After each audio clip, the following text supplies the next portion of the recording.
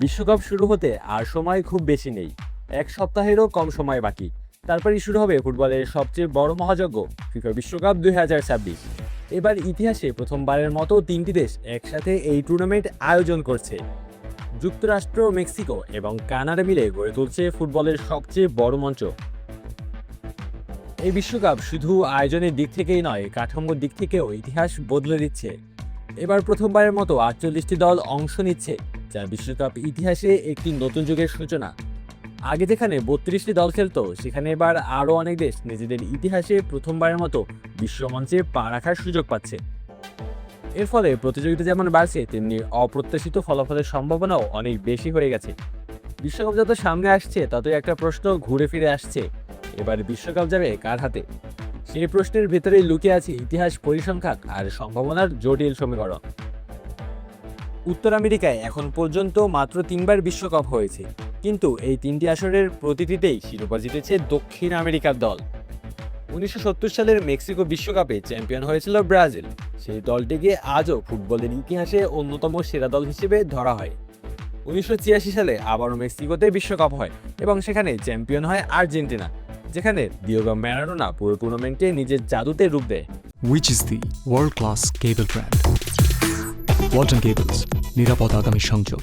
এরপর 1994 সালে যুক্তরাষ্ট্রে বিশ্বকাপ অনুষ্ঠিত হয় এবং সেখানেও চ্যাম্পিয়ন হয় ব্রাজিল। এই ইতিহাস যেন এক অদ্ভুত প্যাটার্ন তৈরি করেছে।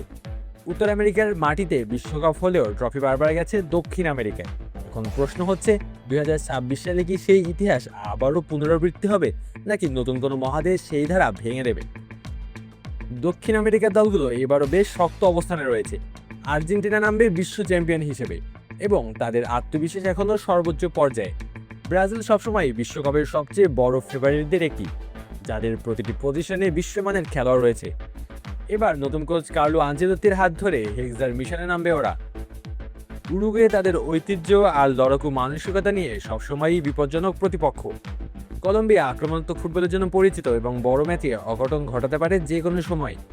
ইকুয়েডর তরুণ শক্তি এবং গতির উপর ভর করে ক্রমেই শক্তিশালী হয়ে উঠছে।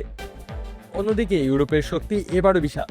ফ্রান্স, স্পেন, ইংল্যান্ড, জার্মানি এবং পর্তুগাল সব দলই ভারসাম্যপূর্ণ স্কোয়াড নিয়ে আসছে। ইউরোপের গভীরতা এবং টেকনিক্যাল শক্তি যে কোনো দলকে হারানোর ক্ষমতা রাখে। হোস্ট নেশন যুক্তরাষ্ট্র, মেক্সিকো এবং কানাডাও এবার আলাদা গুরুত্ব পাচ্ছে। বিশেষ করে যুক্তরাষ্ট্রের স্কোয়াড আগের যে কোনো সময়ের তুলনায় অনেক বেশি প্রতিভাবান এবং সংগঠিত। হোম কন্ডিশনের সুবিধা তাদের জন্য বড় ফ্যাক্টর হয়ে উঠতে পারে।